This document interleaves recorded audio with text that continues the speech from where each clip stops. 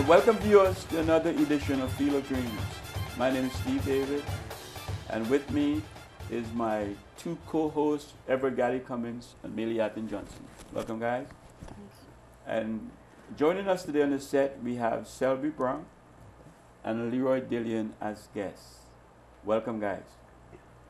Today our discussion is on professionalism, and it's a continuation of the discussion we had a couple weeks ago on professionalism. And again, to the panel, welcome, and tell me,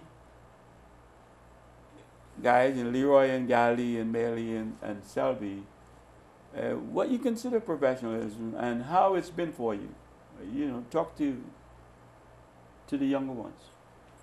As I said before, professionalism is not always about money. It's more mindset and attitude. It's about, being there an hour or two before the session and leaving, being first to the sessions and being the last one to leave. Telling a friend, tonight I have training in the morning, so I can't go out tonight. Or just sacrificing things that, sometimes it's difficult for a youngster to sacrifice, going and hang with friends on certain days during the week when you have sessions in the morning.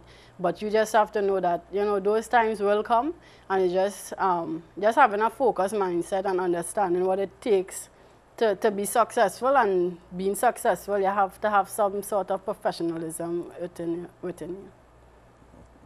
But professionalism in Trinidad and Tobago, at home here, and professionalism abroad, it's two different things. Because just recently, Steve, as you know, the Cosmos had their reunion and the season opener with Pele, which both of us attended. And I haven't seen my old players for like 20 years. But just the way they greeted me, the families and the fans, showed a kind of professionalism that I can't get in Trinidad and Tobago. You asked for tickets were there. Your family were treated properly in the VIP lounge with everything to eat and drink and respect. People wanted to see you.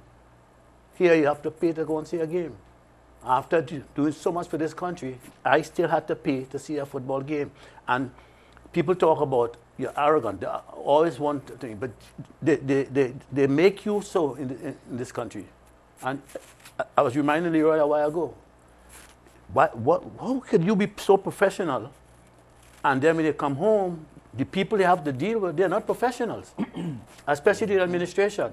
So you put yourself in a situation where you're being insulted. People tend to give other people a ticket instead of you, who have contributed so much to the game.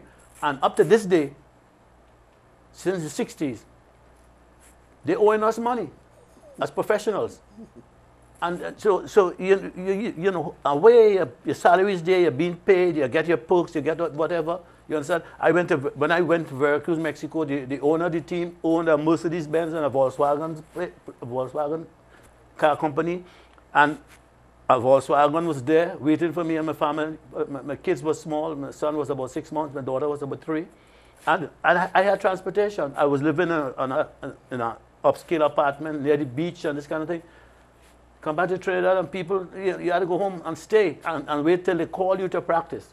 So it's two different mindsets, two different levels. Yeah. But as I said, in Trinidad and Tobago, we talk about professionalism. And when you go to a game, you don't see people. And to be quite honest, I'm not trying to be funny here. I fell asleep in a professional league game one day. And that had never happened to me before. So I just want to say, if you're talking professionalism abroad, yeah, that is professionalism. You're talking professionalism here is a different thing. To me, the professionals are the administrators, because they're the ones who make the money. Okay, let me jump in here for a sec. You talk about falling asleep at the game. Does that come with age, or? Both, Were you bored? Yeah, but something have to, either sleeping pills or something kind of thing. I understand what you're saying, and I agree with you 100%. My situation is almost similar to yours, okay? They treat you with respect, total respect. Yeah. Because they see something of value. Right. Okay? I don't think they value us here as much as these other countries. I think so, yeah. If they decide to put that name, professional, on your head, then they treat you like one. They give you all the perks. It's up to you now to maintain. Otherwise, they will take that as soon as they give it to you, they take it back. Yeah. Well, So- how about they're learning here what it is to be a professional, because we just started having professional football. And you're right about what you say, Angali, 2 different levels. But here, and we have to educate them and tell them and try to, they understand. But do you think it should start at this age? I mean, I think it should start at a younger age. Somebody coming in and letting these kids know, this is how you behave, this is how you get on television, this is how you articulate. You have to learn to read, you have to learn to write, you have to learn to eat properly. You can't come in there and grab people's food and eat with your hand and all kind of nonsense. You have to teach that. It has to be. It must be a learned behavior. It must be, and from there you will see a difference. But Some of these people here think that we owe them something, and that's a big problem because they never had a training. So what we have to do is to and seems to educate them as to what a real professional organization is like. Yes. But have you ever recovered your money that they owe? No. No. And what It was, year that was? I'll tell you, it was $969, $1,200 for 3 months, including the training, $400 a month. Right. And I was promised $1,200 with interest and penalties. Right now, I'm a rich man. All right. But and the both of us are in the same boat because both of us were on that team. Yeah. But Mr. Leon, you're quite correct, because at this moment right now, I think the kids or the players right now, they don't know better. So they can't do better, Right. and there's no one coming from the likes of whoever been in the Premier League or been in the MLS that was in a professional environment to come and, to how to say, expose that knowledge and understanding of what it takes to be a professional and what you need to do to become a professional. And I think that is what lacking. Some of these people or the players just don't know better.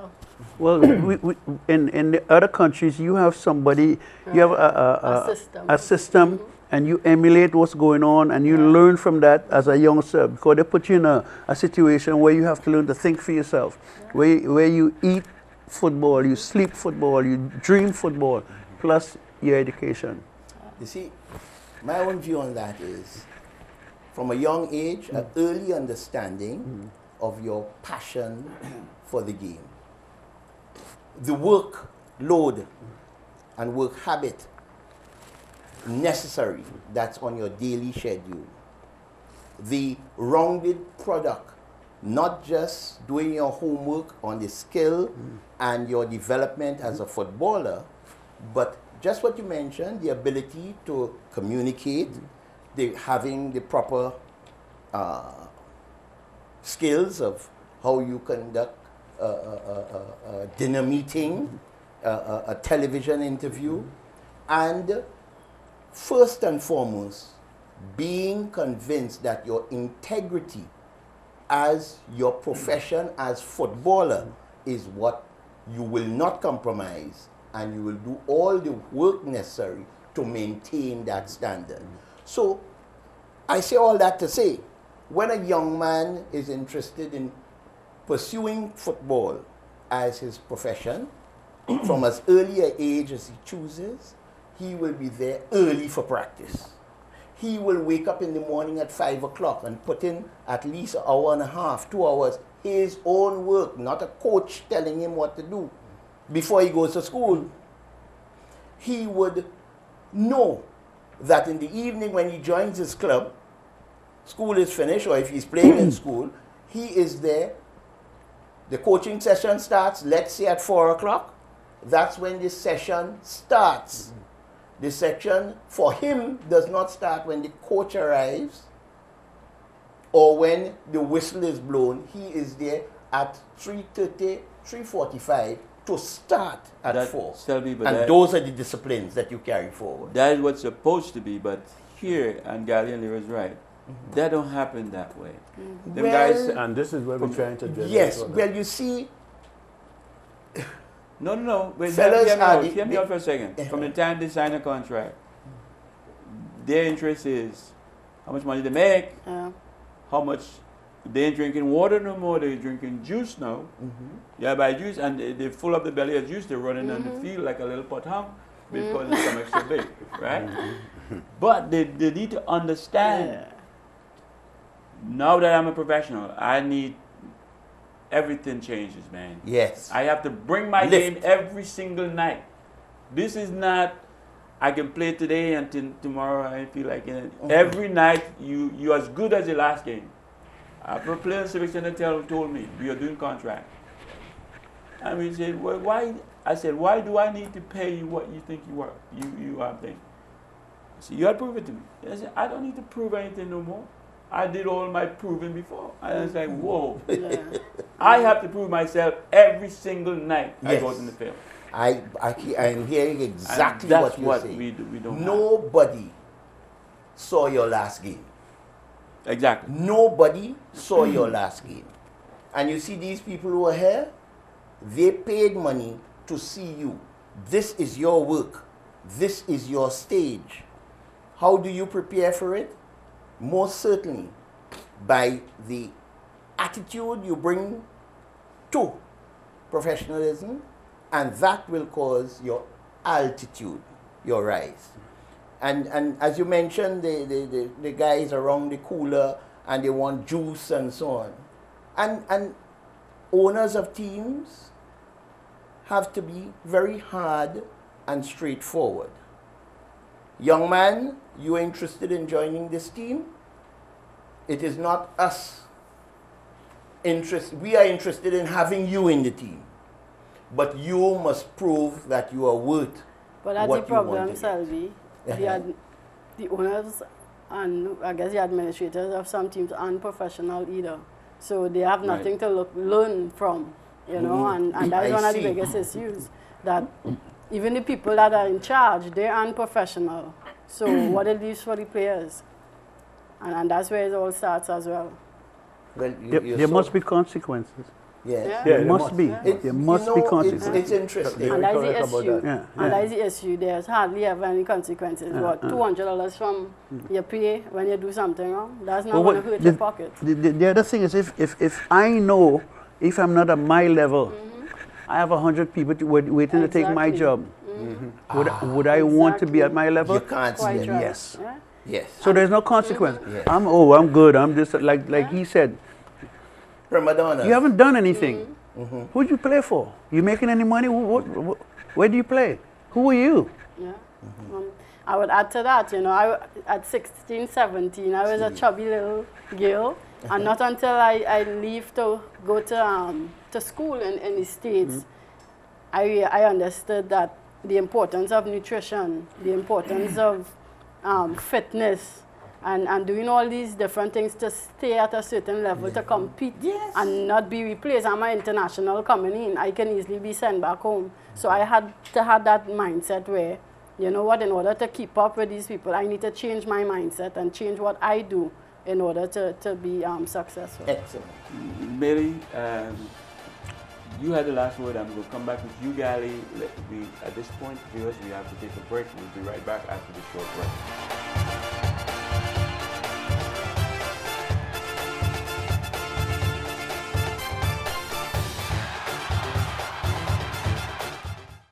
Worldwide Safety Consultants Limited offers solutions to your immediate and future potential problem areas by providing you with a qualified team of safety consultants. Worldwide Safety Consultants Limited, building a reputation on quality and value since 1999. Located 23 Todd Street, San Fernando, Trinidad. Phone 868-657-1534 or 868-788-6955. worldwidesafety@yahoo.com.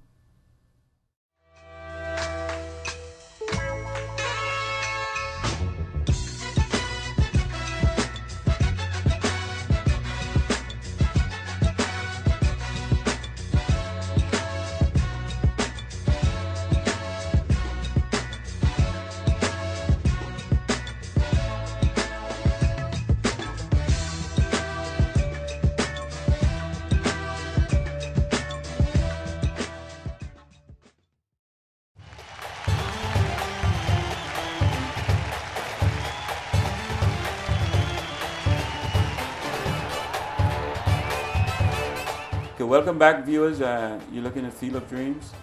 Before the break, we were discussing professionalism. Meli, you had the last word. Gally, you were coming back with you. What's your thoughts?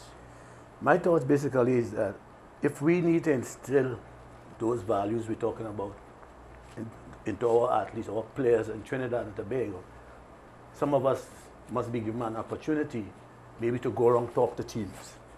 Because years ago, I remember when I came back home, and I'm sure I speak for a lot of people, a lot of us here, people will call you and say, listen, man, Gary, come talk to my team for me. You know, now people feel that if you go talk to the team, take something away from them. So they keep you away from the team. Because you can't tell me we have a professional league, right? And see people still wonder who's Leroy DeLeon, who's Gary Cummins, who's Steve David. These things, I remember when we went to the World Cup in Germany, all those places like Leverkusen and Dortmund, they had pictures of their heroes from the community up high. Like you, that's why I admire Point.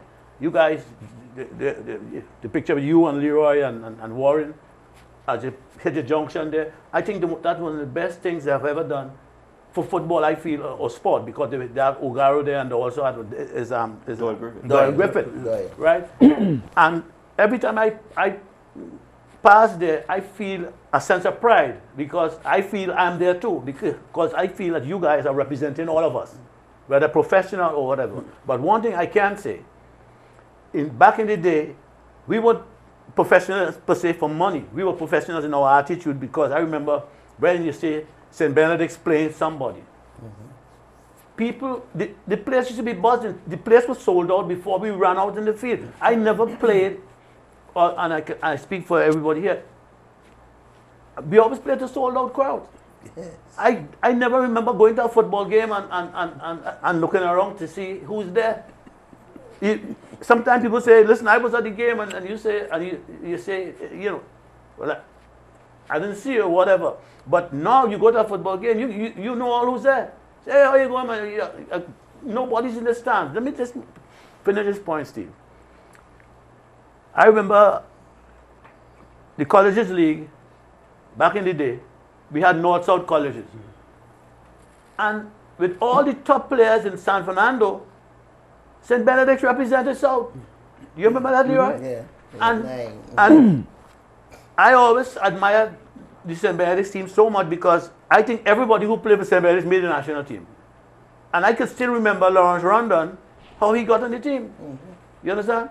We had a game down in Couva against a Couva team. Those were the days of the league structure. And Colleges League was going to play against a Couva league. And we were short of players. It was a rainy day. And Don Basil Matthews, God rest his soul, good man, Lawrence Rondon came to see the game. And he said, Fred, go and bring your gear. I think Fred was playing second division for Benedict's at the time. And Fred went from there to the first team and to the national team. And that happened because of the people he had around him. This was Leroy and Archie and Steve and you guys. So what I'm saying, what is it now that we can't have that kind of motivation coming from people? What they do in this country is they wait until you're passed on. And then you hear all the lovely things about how good you were, and they want to put up all sorts of things about you. But my take, if you ask me if I'd rather be a professional player in Trinidad or abroad, I will always say abroad, because abroad they know what professionalism is all about. Here, we are still learning it, and if we have people here who can pass on knowledge, why not use them? And that's what we need to do. We need to pass our knowledge on to the younger players. And I try to do that sometimes when I talk to them. Like I would say to a guy, look, when you come to your game to play your game, you're playing for a lot of people. You're playing for your fans, your family, your fan who brought another fan to see you play for the first time. You have to impress, man. So you have to bring your game every single night, because you never know who is the new fan you're going to gain when you play. So there's a lot of things that they don't get. So, and we just need to continue to talk, and one day it's going to stick. It's going to stick. So, I think it's so right now to be talking to the young player the young player coming up who is not yet a professional to help him and guide him if he's prepared to listen. His coach is prepared to let you do that also. Well, also if the coach is prepared to allow you to do it, but to guide him into the football. And I say that based on my own experience back in the 60s and 70s. In the early 70s, I was playing in the First Division Football League in Barbados, in Antigua, and in St. Lucia, also here with Malvern. In Antigua, my teammates, who I coached as well, were the young boys of the Antigua Grammar School. Viv Richards, his brother Mervyn, his brothers-in-law Willie and Ashby. Antigua Superstars was the name of the team. And in that team, we molded what was a fabric of who we were and how we were. In those days in Antigua, midweek football on a Wednesday afternoon, the grocery closed and so on. And it was like an intercall final. We know intercall here. Superstars versus Villa Point. Steel band, whole community coming down, players on their shoulders, etc. These are young kids. We are young boys. Those are the big seasoned players. And we defeated them in that final, coming from behind 2-1. Smokey, Viv, when we won that game, it was 2 days before he left to go to, actually the telex had come through, that he was going with Clive Lloyd after the India tour to Australia. And Vivi says, Sally boy, me I tell you, this experience here, when I go down to Australia, I'm ready for Lilian Day. That saw what was the fabric and molding of a young man ready to take on the world. And in our terms, when we were playing football at that time here in Trinidad, you would say, if you had Pele on your team, bring him and come. We will beat them. And you are not, we have to inspire those young men to get that sort of passion and confidence in themselves to do the work necessary to deliver at that level and world-class quality. You hit the nail on the head. I think some players aren't confident in themselves. You know, they don't value themselves. You know, and I think the moment that they start valuing themselves, that is when they will become valuable. And they're not hungry enough. You know, some players come from, you know, struggling situations at home, and that alone should be their motivation to adopt a professional mindset and a professional lifestyle. Indeed. You know, and they need to know what they want and have a vision or a dream. Some of them dream is, okay, have a car, and that's it. You know, and they're very talented as well, but they just don't see outside of Trinidad, and that's one of the problems. What needs to be done, in my estimation, is to take some of those people and put them in a situation where they're in a dormitory for about 6 weeks or so.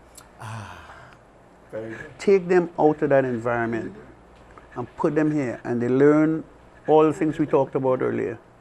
And that is all they do for 6 weeks. Then you take them and put them back in the community. It's like rehab. Yes. And if what you're doing to them is working, they will in turn not be on the block. They'll be telling their friends, hey, you know what, boy, I can't line tonight, huh? Our football tomorrow, our school tomorrow. But they need to take them out of that environment. Take them out for a while. Because you can bring them out and you can sit and talk to them. Hey, boy, Gary, boy, good speaker, boy. You leave and he goes right back in. And that's a good idea, because it's like an addict. You're working on an addict, right? Yes. It's similar. Take him out of that environment. Take him out. That is so important. I never thought about it like that. Steve, that's so good what Leroy said, Leroy. You know, I'm I'm from Point Fontaine. So of course. So are all of us. it's the oil in the coils. Listen, you know your true friends are the ones who will tell you, you have match tomorrow, what you still doing Exactly. out here? Exactly. And if Your you could true change friends one tell you life, that. if you could change one And life. I know you have to go now, you know. I know you're going inside now, you know, yeah. because you have match tomorrow. Those who act differently they are not your friends. And I want to point to Meili and that question of coming into that camp to teach them the aspects of nutrition, of the several different disciplines necessary that make the rounded product that is the true profession. Why I eat, what I eat, how much, and what exercise is necessary, burning of calories, all the whole package. So that when he goes back to his community, he would be able to inspire others by telling them, they say, but you don't eat this and you're not eating that at this time and so on. Come, let us sit with a bucket of mangoes. That's a no-no if I'm not going to burn it off.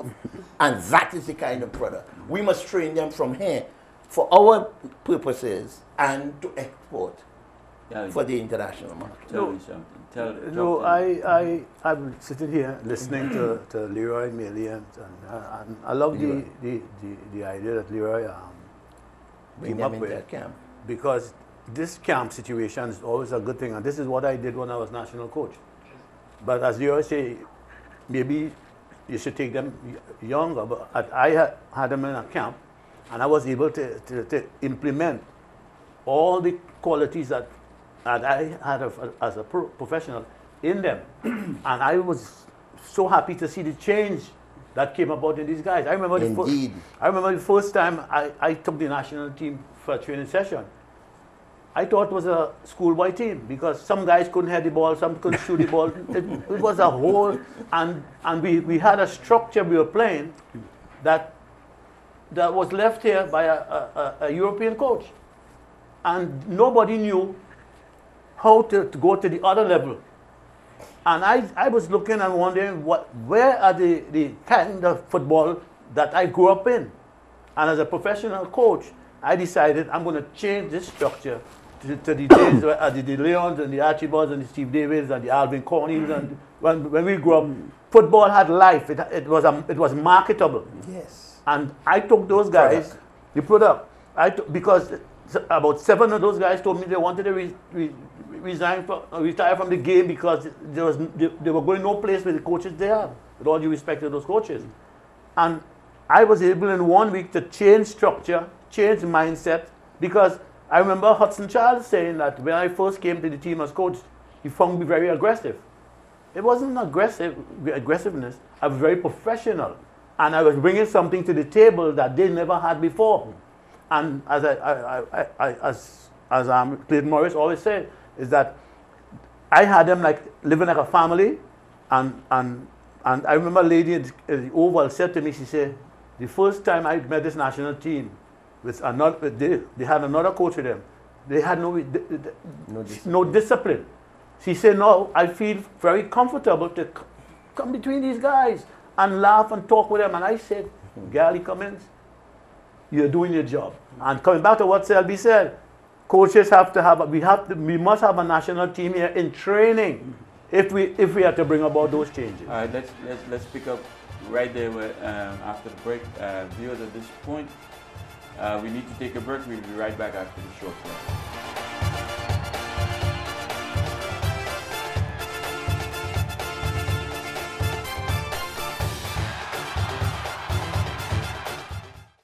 Worldwide Safety Consultants Limited offers solutions to your immediate and future potential problem areas by providing you with a qualified team of safety consultants. Worldwide Safety Consultants Limited, building a reputation on quality and value since 1999. Located 23 Todd Street, San Fernando, Trinidad. Phone 868-657-1534 or 868-788-6955. worldwidesafety@yahoo.com.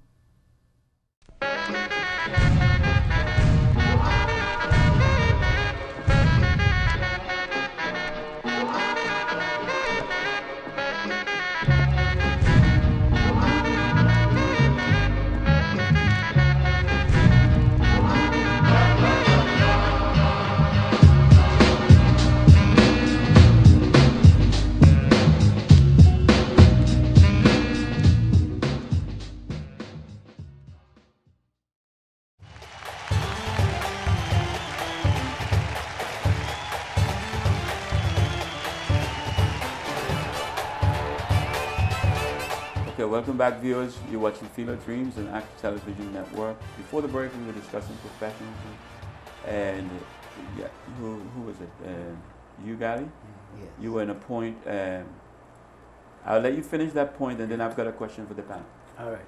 No, I just want to, I love what Dili said a while ago. I think it should be done in every zone in the country, right? And maybe after that, you play some zonal football. But what I love about what Dili said is the fact that I feel before a national team leave these shores, we should get an opportunity, past players who have contributed and at all levels, administration, whatever, to pass on some past experiences to these guys. Let them give them an idea exactly what they're going to face and what we went through, and also to teach them about nationalism, how nice it is to represent the country, and you must put the country first. And those sort of patriotic discussion. I think they should allow us the freedom to have a little talk with teams before they leave these shows.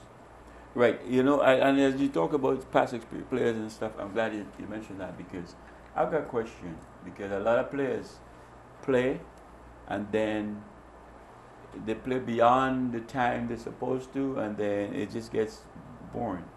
When did you realize, or Leroy, you, Gally, Millie? Well, Millie's still playing. Yes, thank you. So when do you guys realize it's coming to an end, or I need to leave this now because I can't do it anymore? This is easy for me Okay. because I started getting injured. Started getting injury, and the preseason practice was harder and harder and harder on the body. You know, you have a wife, you have children, and your focus is sometimes here, and things happen at home, so your focus is different. But I knew as soon as these babies were going, that was it. That was the end of that. It wasn't a good feeling at all, because all I did was play football all my life. So you were forced out to the game, kind of? You feel like you were forced out to the game? No. I was forced out because of injury. Right, that's what I'm saying. You were forced out because your body You forced leave you on out. your own, Yeah, on you your didn't leave on own, your own terms. All kind of, sort of. So you had a little regret. What would you got? I think what happened is that when we had that team back in 1978, the Phoenix Professionals, I think that was my last bit really at World Cup level, because I think we was preparing for what was it? For the 78 World Cup. No, I think it was 82. Mm-hmm. Because the team, we had a team preparing it back in the 70s, late 70s, where we had been knocked out of the World Cup by Suriname, right? And I think Alvin Cornell was the coach. And a lot of players were selected players who were green, in other words. And we had a lot of experienced players who we thought that we would have gone into that team and make a difference, because we were beating the likes of Haiti, who we had to play in the qualifying. But you're talking national level No, here. but what I'm talking about how I came out of the game. Okay. Right? And we weren't selected. We had about 5 or 6 of us. And I was 27, 28 years old. I see guys playing out, Drogba, these guys, 39, 40, yeah. And then I moved back abroad with my family, and just decided to stay with Phoenix Professionals and just leave national football.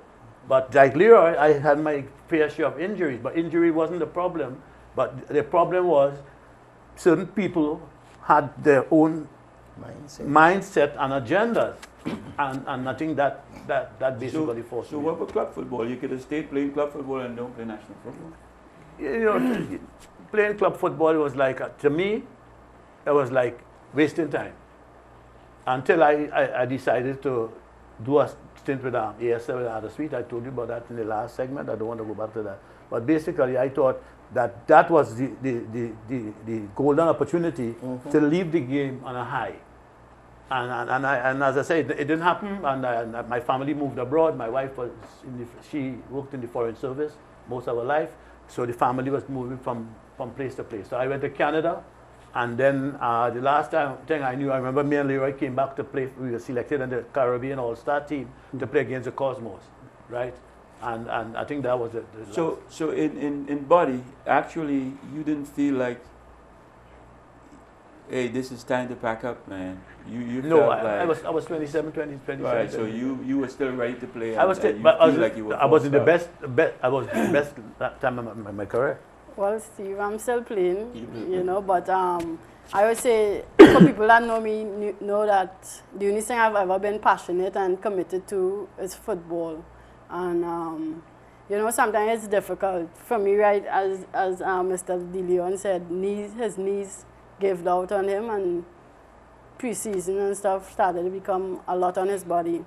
But for me, you know, for me to leave the game is, I have to see myself not performing at a high level. The moment I'm super competitive, so the moment I see myself not competing and performing at a high level, You think that's the time to go? that will be my time. And But- obviously, if my passion slowly But it's to, deteriorates because of maybe outside influences. and it's to recognize that, because, but you're right. If somebody can recognize, I don't have it anymore like I used to, or if your passion, if you have to get up in the morning and say, Yeah. oh, I gotta go practice Yeah. again. That's This true. is time to back up. And I'm telling you, I've had probably a year or two ago, you know, I felt that way at a point in time because Excuse me? yeah, literally felt like was pulling teeth getting up to go to training, but it had nothing to do with me. It had everything to do with The stuff system. with the system, Right. you know, and Oh, okay. And the system can make you quit as well. yeah. Yeah. But individually, you know, you can feel it, man. When you get into that point, you're not scoring as many goals. Yeah. It doesn't come easy as it used to. You know, you have to think about, oh, I got to do this again. Train. You know, it's, hey, time to go. Yeah, but Steve, sometimes when you say time to go, a coach who really value you Yeah. will let you play Yes. and limit you as to your training. Yeah. A coach that wants Steve David, I say, And well, you know get what? motivated. I want you I assets. want him, but To do instead of specific- doing this Mhm. preseason thing, we'll, you know, come once, 2, 3 practice and, you know, just go through the motion. But I want you on the field because they value Well, what they you would have. want you, as long as you're producing, they would Yes. want you, but in your mind, in your heart. That's why the great players leave on top and not wait until people begging them to come off the field. Yeah. So you have to know when it's time. Yeah. I would go back to my Malvern days. I started with Malvern in the late 60s. I hadn't played intercol yet for Queen's Royal College. And after a decade, in 77, I was player manager of Malvern. Robbie Greenidge was the coach. And in those days, he would use me. I would sit on the bench, come on for 20 minutes, 15 minutes, and score. Kick the dead ball, kick the corners, score from the corners, corner flag, score the... And then I realized he knew, with my traveling and all that, and with my level of fitness, I couldn't go anymore, but he wanted me to do certain things. Right. And then I says, Coach, I know, this is the time now. And that is how you must be honest with yourself. How about you, Steve?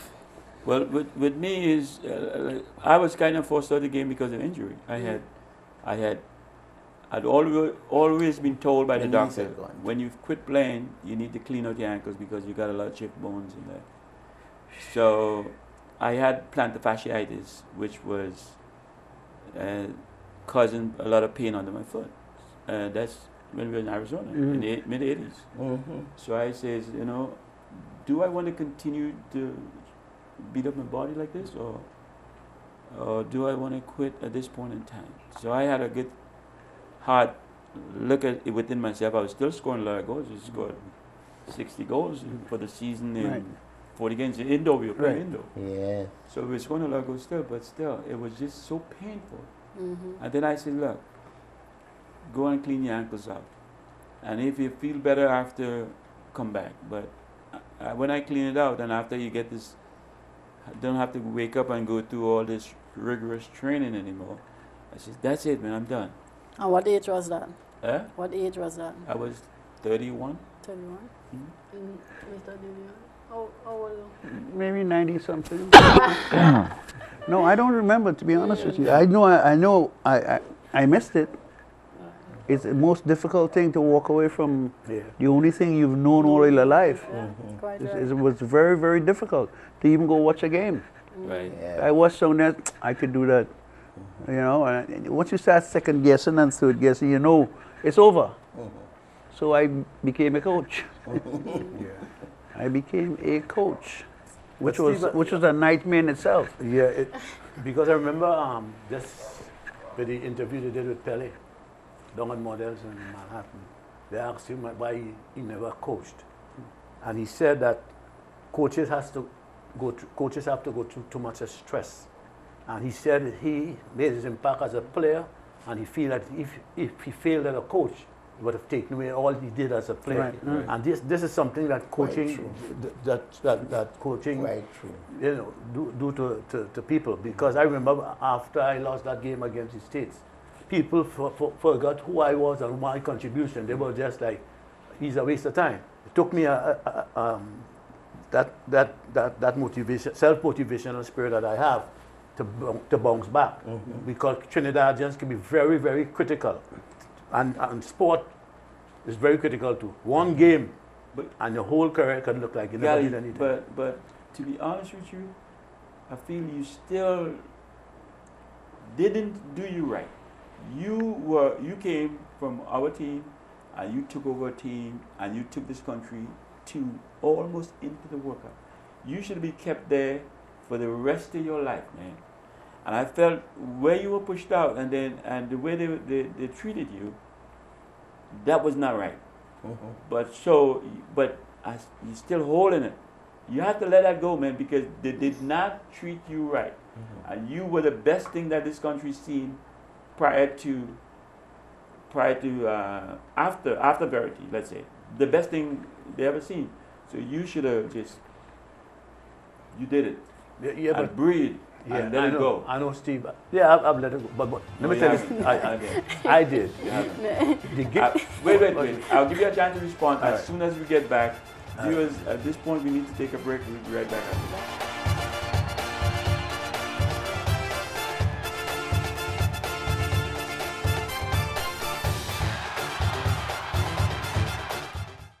Worldwide Safety Consultants Limited offers solutions to your immediate and future potential problem areas by providing you with a qualified team of safety consultants.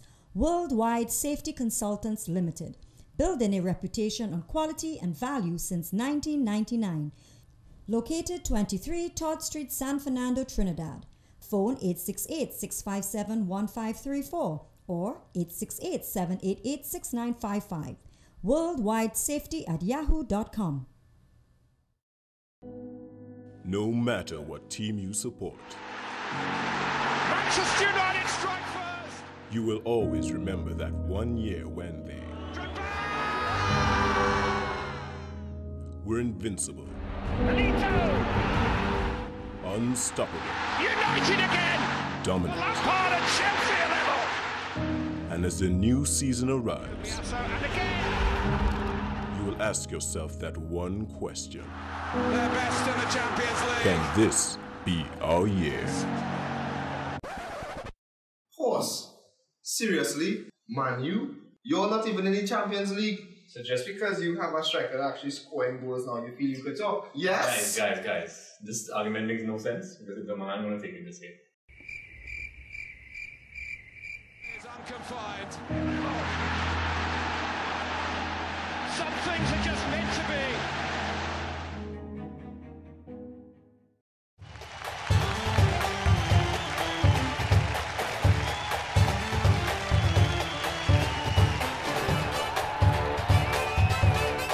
Welcome back, viewers. You're watching Field of Dreams. Before the break, we were talking about I was talking about Trinidad loss when they released Everett Galley Cummins from being the coach of the Trinidad team, which this country never caught itself after that, because we always struggling trying to make up. So Galley, I give you a chance to respond to, like I said, to that because I felt Trinidad had missed the boat in that opportunity. I must say, I was bitter for quite some time. But having a family like I do, an educated, family, and who have been with me all the time. We sit and talk. I talk to a lot of people. I meet people all over the world. I went back to Brazil and I get to understand why we lost the game. The game was there, but it wasn't for me to win. And history is now showing that. But what I want to say, the things they wanted me to do to keep that job, I wasn't going to do it. And I'm talking about bribe. They were trying to practically give me things, you understand, just for me to say things and go on TV and make statements that wasn't true and that was to save some people. And I said, no, it had nothing to do with the game. We were supposed to play a game against Denmark to start the trend for '94 for sure in the States. After 1989, 1990, the World Cup was supposed to be played in the States. So, all that being said, the things they were offering me and the things they wanted me to do as national coach after 1989 with all the ticket fiasco, I just stayed clear of that because I don't want my name to be called in anything. And this is something I can quite honestly say that I have not been involved in anything and maintain my good character and image to the people, and I stay like that. And that is what I'm bitter about. The things Trinidadians try to get, they were trying to get me to do, to stay with the coaching job. I wouldn't do that. I wouldn't have done that. Let's stay clear of that. You're right. Let's stay clear of that. No, I was going to ask Ali. I'm sorry, Leroy, go ahead. If you had to do it again, would you do the same thing, or what would you do different? I'll try to understand the politics behind the whole thing. I don't think I understood the politics and the intervention of FIFA and what people. In other words, I didn't understand the different agendas that people had. I was just coaching and thinking that will take me through, not understanding that the game, everything was pre-planned. Because I remember a coach, a news reporter from England, because we were like going to occupy the last space in the World Cup. And he asked me, he said, suppose you lose the game, what will happen? And I was saying, no way I could lose the game because we had a good team and everything was on stream. And then he said, suppose the referee give a penalty against you. And then he said, you have to remember you're coming up against the mighty America, and ability has nothing to do with it. But if I had it to do again, Leroy, I'd do it the same. I would do it the same way. Except I just would like to know that I would like to understand the situation a little better than before. I hope you'd call me up and give me a job. But if I have to do it again, I'll call Steve too. No. Hear what? I need you to let go of that. Yes. And move on because you haven't let that go yet. Why do you think so? I can feel it, I can hear it, I can see it, and so on. You're hearing passion. You're hearing passion too. I hear passion with it, right. but I know you very well. And I wish you could because I think Trinidad got robbed. They robbed themselves out the best coach they could have ever had in the history of Trinidad and Tobago. You should have been coached from then till now. We'd have happy to be begging you to leave. But Steve, that's not Selby. The deck was stacked against me in the sense not only on that day, but every step of the way I had problems. Not the game I'm talking about. No. I'm not talking. Their reaction. I'm not talking about the game. I'm talking about the whole campaign. I'm not talking about that either. I'm talking about what you have brought and the team you have molded. Oh. We had a system now that we could have built on. Yeah. And we let that slip out to the door. Yes. And that's what I'm talking about. Steve, you're so right. It's right. That was Trinidad football. Yes. Introduced or reintroduced from the earlier 74 qualifiers by Everett, and that was placing Trinidad football at number 2 in the CONCACAF. Second place in the CONCACAF to date. And I would hope, to date we have not been able to achieve that, to return to number 2 in the CONCACAF, and I would hope that's the vision for our football, our professionalism, which is the topic, and Gadi has touched on professionalism, to return Trinidad to number 1 or number 2 spot in the CONCACAF.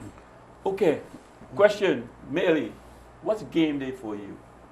For me, I'm Game simple. day. Take me I have game no, day. I have no set of rituals. None? None. Just the night before, though, I prepare the night before. I do How a you lot of prepare? visualization, what it is exactly I That's want to do in the game, whether Play the it's, game. you know, slide tackle on the defensive end of stuff, attacking, see myself scoring goals or assisting or whatever it takes. But it starts the night before. You know, sleep early, get that rest in, drink a lot of water. You know, I try my best. I've learned over the years that, you know, at least walk around, yes, hydration is key. So I do a lot of that before. And just normal, whatever the game day plan is, whether it's the, we have meetings before, you get up, eat your breakfast, 10 o'clock, whether you have, the coach is showing you slides of what we need to do. No special pre-game meal? No. How much hours before the game you have dinner before? How many hours? It depends. It depends. We have lunch, and then it depends on the time of the game. You eat a snack before or something, a little light sandwich or anything. Yeah. So I don't really have a big ritual in listening to a certain music, a certain singer or anything. So none of that. Yeah. Yeah, you? No, I'm just normal. I just go to the game in my mind and try to be positive and see myself contributing to this, the victory. And and the game day, the game let the game come to me a little bit, and that's about it. But I don't have no set of ritual. I just play it as I see. You have any game day rituals you go through? Not really. My thing is, we playing Selby's team. I know everything about your team already. Homework. I know everything about your team, your strengths, your weaknesses, because I've seen you play, and that's one of the things I think I had an edge on a lot of teams, because I could pinpoint strengths and weaknesses. And if you're weak when I'm coming at you, you're in trouble. So you're in trouble. We all had visualization then. We all oh yeah, over and over and over. But oh yeah, special. And you know Leroy is so right. I remember him in one game, captaining on one of our weaknesses. East playing South, down at Faizabad ground. And we went in, the East team, we were ahead 1-0 at halftime. Came back out. And South, Leroy De Leon, decided, today is my game. I will win this game. And Leroy started drifting to his right and chipping to Keith Douglas. And Keith was lying down and volleying. We lost the game. 5 goals to 1. Oh, so I'm sorry about that. Tommy Rock was the goalkeeper. Headlines in the paper next day. Rock turns a pebble. All right, I've got a minute for each of you to, and the question I want you to address is, if you were talking to you at 15, 17 years old, what would you say to yourself? Oh my gosh. A kid coming up. You have the experience now. Now you're talking to yourself. What would you say to yourself? I mean, for me, I would say don't take everything at face value, and every skin teeth is no grin. So, you know, be mindful of who you associate yourself with, and just keep positive and know that your future is not made for you; it's made by you. And you know, follow your dreams and not the crowd. At age 17, 1 minute, Jerry. Yes, yeah. I would say, listen, if this is what you want to do, football is what you want to play at the world level, put in the work necessary to attain that level. and be focused and do it with integrity. At the end of the day, your product is what you produce on the field, and nobody saw your last game. I will say to me that failure is delayed success, and it should be used as manure to fertilize your way to success. Okay. That's deep, guys. That's very, very, very some deep stuff. Deep. Well, I listen. I listen to everything you guys are saying, but the question is, at age 15, you weren't thinking stuff like that at age 15. No, we're so saying now that what you you wanna now tell talking us? to you at that age. No, I can't talk to me right now at that age. You're talking to 15-year-old. Yeah. People understand. You're getting up there. He's getting Understand. I like that. You're Talking talking to You say, give me advice. I understand what you're saying. I agree with everybody. But Steve, I like what everyone said, because when I heard Pele say a forward's duty is to throw away goals, I was shocked. He said, because not every try you take, you would score. You just keep trying. That's it. If I knew, people would say, hey, Steve, thanks for the memories, and it felt so good. But I would have been working 10 times as hard. So all you guys out there who's thanking me for the memories, I appreciate you so much. At this point, guys, we come to the end of Field of Dreams, another edition of Field of Dreams. I want to thank all my panel. You guys were so good. Appreciate you guys so much. I want to thank Axe Television Network for allowing us the opportunity to bring this show to our viewers. I want to thank our viewers for letting us into your homes and bringing the show. We hope you enjoyed. Don't forget to check us out on Facebook, and don't forget to drop us an email at fieldofdreamstt@gmail.com. At this point, my name is Steve David, and at this point I need to say good night.